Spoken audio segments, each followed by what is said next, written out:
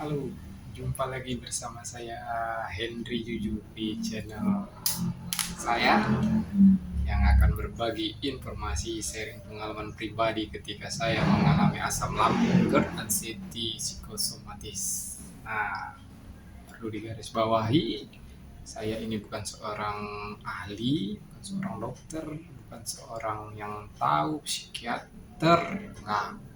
Saya hanya penderita awam yang ingin berbagi informasi karena saya udah janji ketika saya sembuh, ketika saya udah jauh mendingan lebih baik, sudah bisa beraktivitas seperti biasa dengan normal, dengan bisa banyak senyum, saya akan berbagi informasi. Nah, ini dia yang akan saya bagikan kali ini berkaitan dengan herbal apa yang saya konsumsi. Herbal apa yang saya konsumsi. Jadi flashback dulu.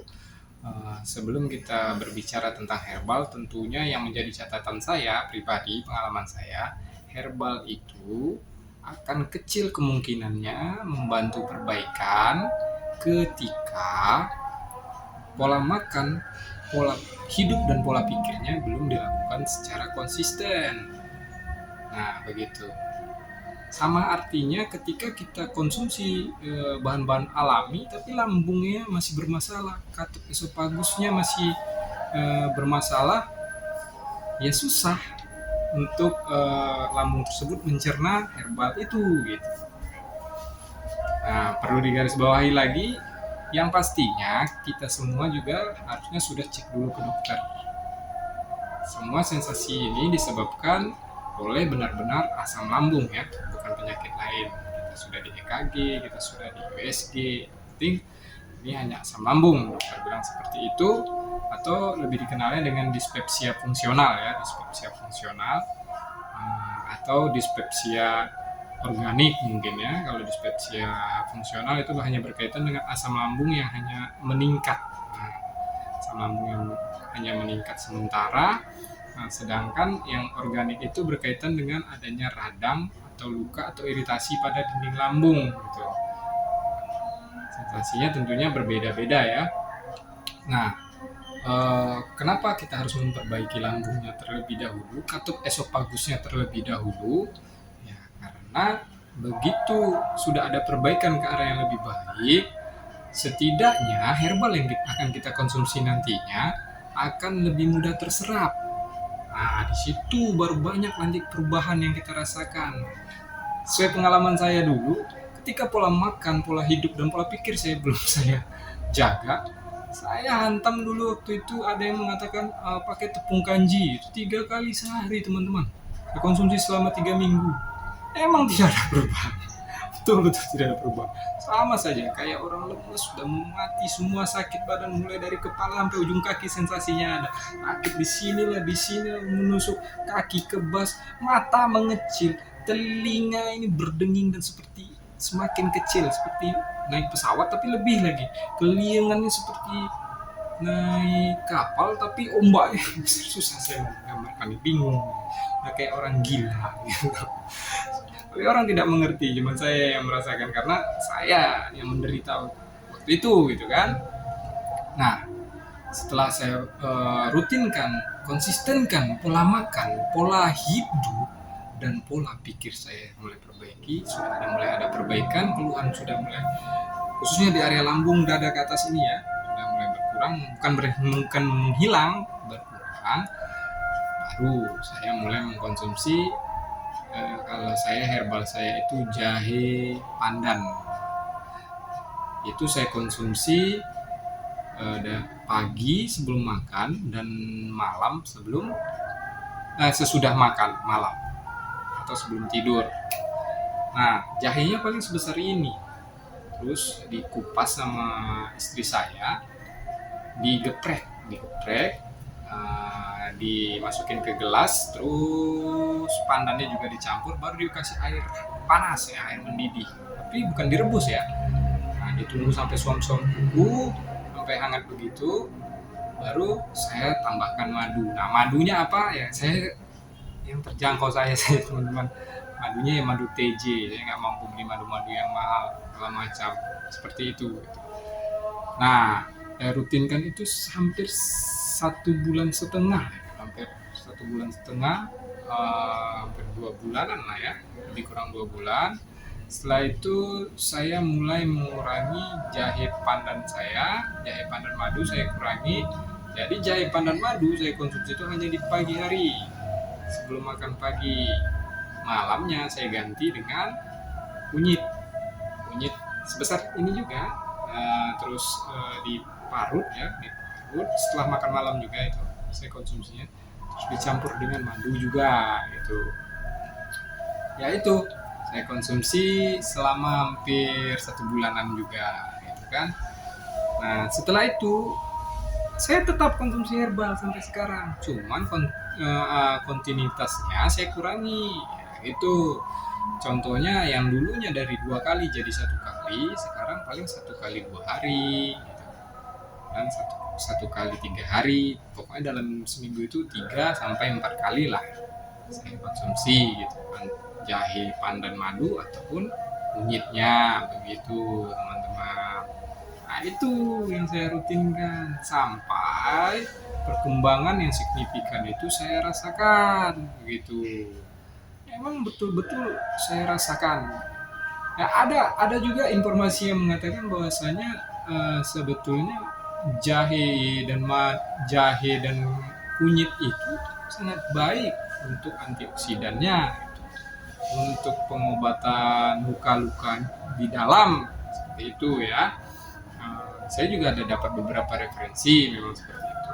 Nah, khusus untuk kunyit, mengapa saya mengambil cuma sebesar itu? Saya takut efek sampingnya juga. Semua yang berlebihan juga tidak baik ya, tentunya. Jadi saya rasa dengan sebesar ibu jari ini itu tidak akan memberikan dampak atau efek samping yang terlalu merugikan bagi tubuh kita ya.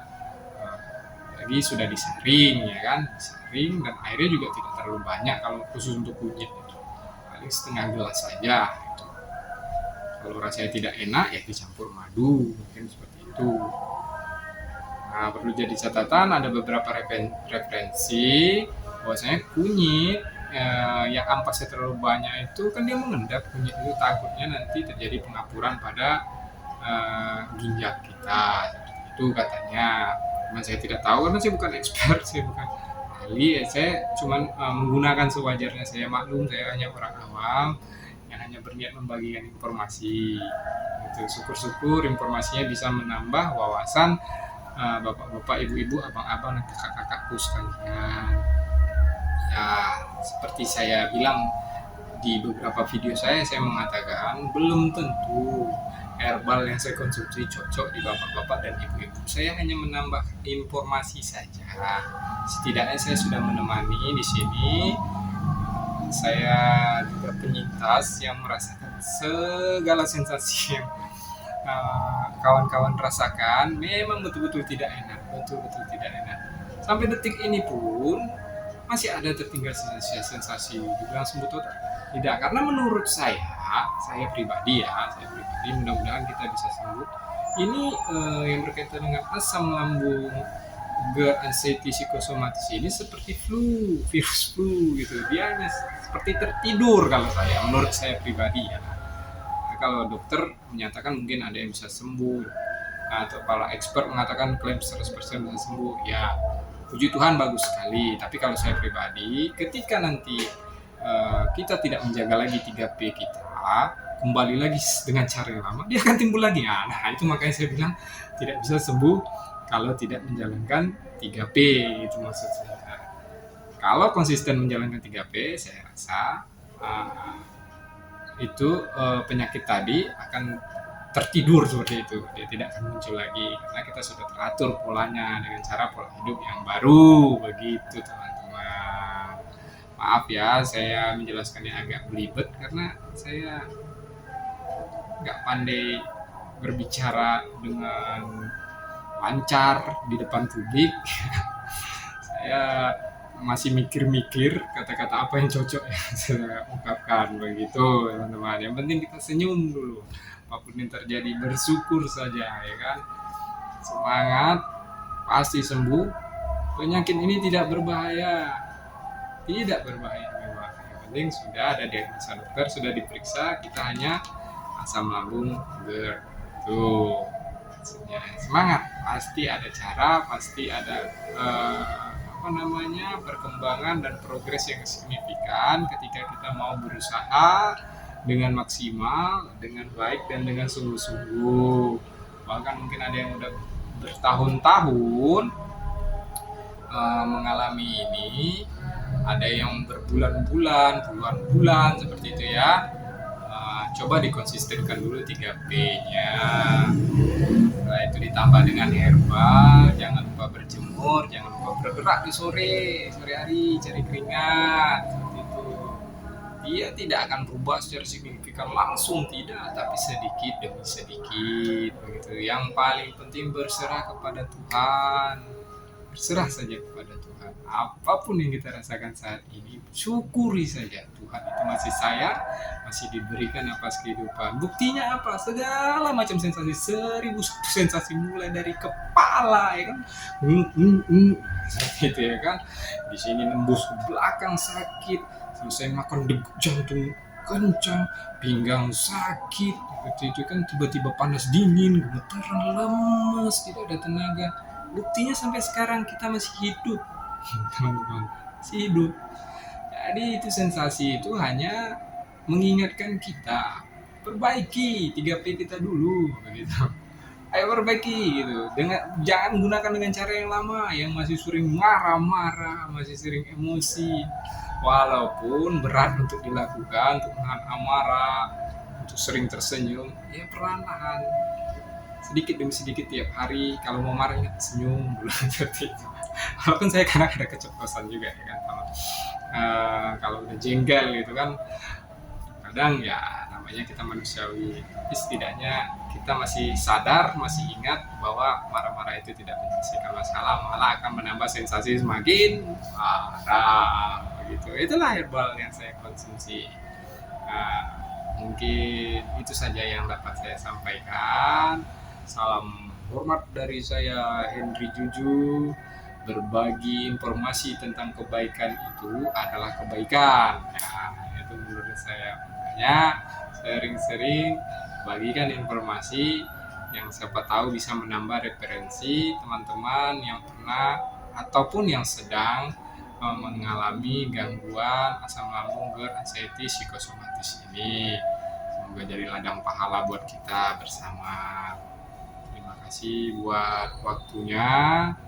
Bagi yang merasa ini berguna, puji Tuhan.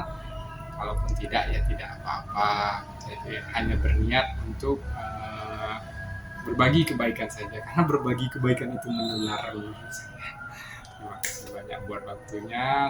Salam sehat, semangat. Kita pasti sembuh, kita pasti bisa. Dan jangan lupa tersenyum. Dadah, bye-bye. Jumpa lagi di video saya selanjutnya. Henry Tujuh.